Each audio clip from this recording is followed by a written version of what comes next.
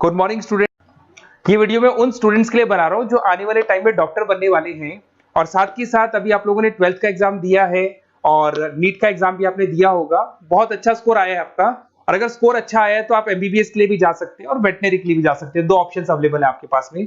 अब देखिए इसके अंदर जो डॉग लवर्स हैं या फिर अपन बोल सकते हैं जो एनिमल लवर्स हैं, इसमें सारे एनिमल्स कवर होते हैं, वो लोग इस वेटनरी वाले ऑप्शन को चूज कर सकते हैं। बहुत अच्छा ऑप्शन है, इसमें बहुत अच्छी अच्छी कैरियर अपॉर्चुनिटीज मिलेगी, बहुत अच्छा पैकेज मिलेगा और फ्यूचर ग्रोथ बहुत अच्छा है इसके अंदर। अभी अपन लोग डिस्कस करने वाले हैं veterinary, what is veterinary doctor, veterinary doctor क्या करता है, कैरियर अपॉर्चुनिटीज क्या क्या मिलेंगी इसमें, सैलरी क्या मिलेगा इसके अंदर, इंडिया में क्या सैलरी है और अब्रॉड में क्या सैलरी मिलेगा आपको, गवर्नमेंट कॉलेजेस क्या चार्ज करते हैं फीस, प्राइवेट कॉलेज क्या चार्ज करते हैं, पूरा डिटेल में डिस्कस करेंगे।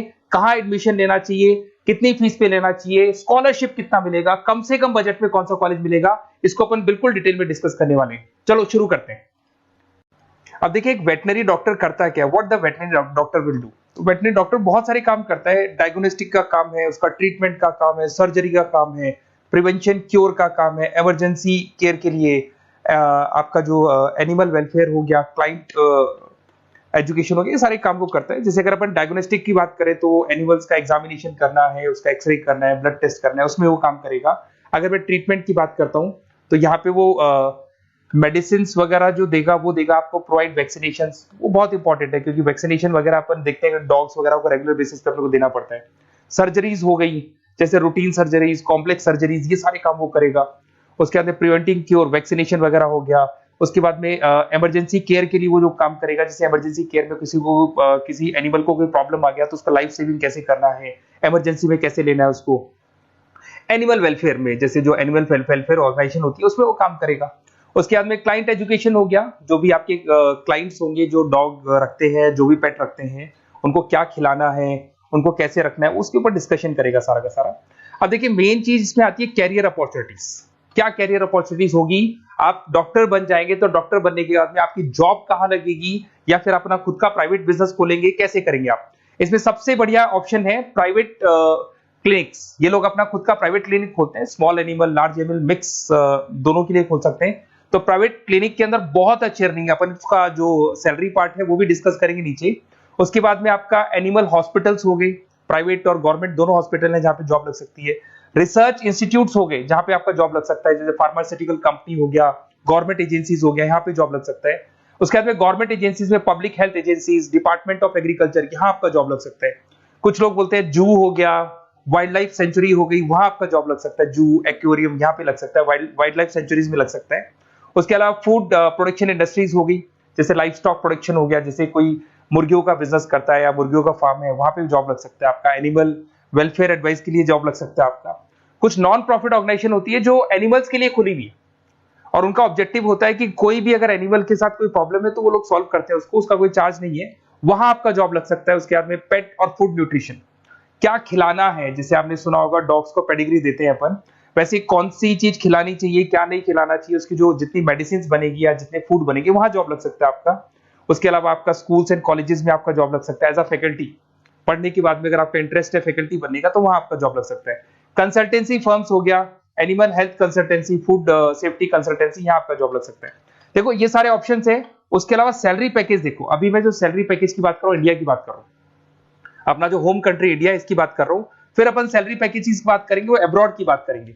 तो सब में अगर आप देखें तो ऑन एन एवरेज ये मान के चले कि आपका 5 लाख से 10 लाख तक का एवरेज जा रहा है पैकेज। अगर प्राइवेट क्लिनिक भी आप खोलते हैं, गवर्नमेंट सर्विस भी करते हैं ना, तो आप ये मान के चले कि आपका पैकेज 5 से 10 के बीच में जाएगा। उसके बाद रिसर्च इंस्टीट्यूट में भी यही मिलेगा आपको, जूस वगैरह के अंदर आपका यही 5 से 10 लाख के बीच में मिलेगा। फूड प्रोडक्शन इंडस्ट्रीज है, नॉन प्रॉफिट ऑर्गेनाइजेशन है, तो ऑन एन एवरेज ये मान के चलो 5 लाख टू 10 लाख तो एज अ फ्रेशर आपको एक्सपीरियंस हो जाएगा तो पैकेज बढ़ जाएगा।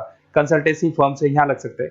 बट अगर आप अब्रॉड का प्लान कर रहे हो ना, तो अब्रॉड के अंदर तो ये मान के चलो कि आपका जो सैलरी है उसके अंदर बहुत जबरदस्त मल्टीपल इंक्रीमेंट होने वाला है। अगर आप अब्रॉड का प्लान कर रहे हैं, अगर यूएस में अगर आपका जॉब लगता है तो मान के चले ऑन एन एवरेज $1 लाख है एनुअली।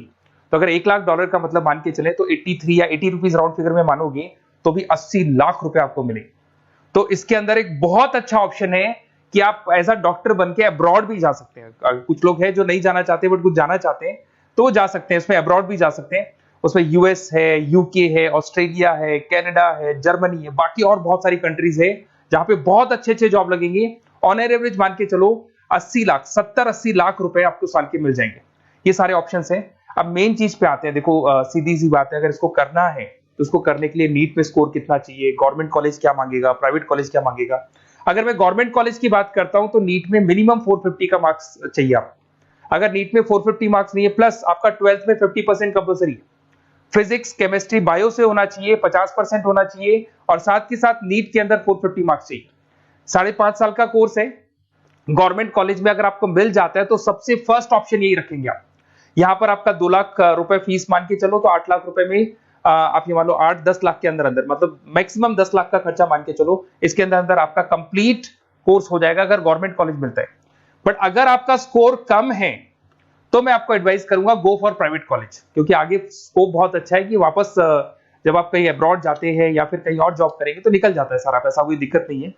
प्राइवेट कॉलेज के अंदर नीट अपीयर चाहिए। अगर आपका स्कोर कम भी है तो भी चलेगा, नीट अपीयर है तो भी चलेगा। साथ के साथ अगर यहाँ पे ड्यूरेशन देखे तो वही कॉमन रहेगा। बट प्राइवेट कॉलेज में फीस बहुत हाई है। देखो आप 5.5 से लेके 7 लाख पर एनम मान के चलो तो पूरी फीस मान लो कम से कम 30-35 लाख के आसपास फीस बैठती है आपकी। अब इसमें हॉस्टल भी इंक्लूड नहीं है, हॉस्टल का अलग से चार्जेस लगने वाला है आपका।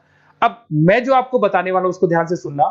प्राइवेट कॉलेज में बहुत सारे कॉलेजेस हैं जो लोग स्कॉलरशिप पे एडमिशन लेते हैं, बच्चों को पता ही नहीं उन कॉलेज के बारे में। वहां पर हॉस्टल भी इंक्लूड हो जाएगा, स्कॉलरशिप भी मिल जाएगा, और बहुत मिनिमम फीस में आपका एडमिशन हो जाएगा। इतना फीस आपका लगेगा ही नहीं, आप ये मान के चलो। तो उन सारे कॉलेजेस का अपन डिटेल में डिस्कस करेंगे। मेरा नंबर आप लोग के पास है, इस पे जैसे आप कॉल करेंगे तो या तो मैं रिसीव कर लूंगा, अगर मैं रिसीव नहीं करूं तो आप मेरे को मैसेज डाल के छोड़ना, मैं हाथों हाथ डिटेल, मेरे जो डिटेल काउंसलर्स हैं उनसे मैं बात करा दूंगा, वो आपको डिटेल में सारा डिस्कस करेंगे। Okay, best of luck. कोई प्रॉब्लम हो, ये नंबर है मेरा, इस पे कॉल कर सकते हैं। Okay, best of luck.